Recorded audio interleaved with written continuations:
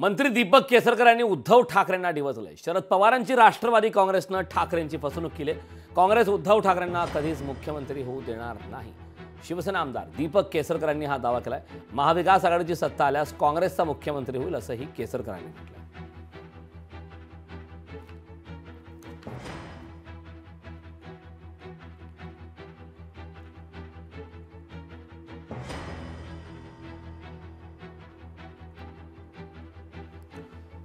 तर मंत्री दीपक केसरकर यांनी उद्धव ठाकरेंना पुन्हा एकदा डिवचलंय। शरद पवारांची राष्ट्रवादी काँग्रेसनं ठाकरेंची फसवणूक केलेली आहे। काँग्रेस पक्ष उद्धव ठाकरेंना कधीच मुख्यमंत्री होऊ देणार नाही। शिवसेना आमदार दीपक केसरकर यांनी हा दावा केला। महाविकास आघाडीची सत्ता आल्यास काँग्रेसचा मुख्यमंत्री होईल असंही केसरकर यांनी म्हटलं। की उद्धव साहेबांना बरोबर घेऊन त्यांनी फसवलेला ही वस्तुस्थिती आहे। मुख्यमंत्री करण्यात त्यावेळेला त्यांना मुख्यमंत्री करण्याशिवाय यांच्याकडे इलाजच नव्हता।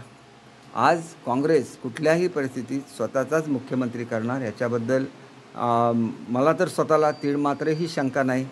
पवारसाहेबांनी जे काय केलं, पवारसाहेब हे खूप मोठे नेते आहेत। रिजनल जो पक्ष असतो हा दुसरा रिजनल पक्ष कमी झाल्याशिवाय वाढत नसतो आणि त्यांच्या तंत्राप्रमाणे आज शिवसेनेला जे करायचं ते घडलेलं आहे, महाराष्ट्रामध्ये घडून गेलं। लोकशाही मराठी ऐका, पहा, जागरूक रहा।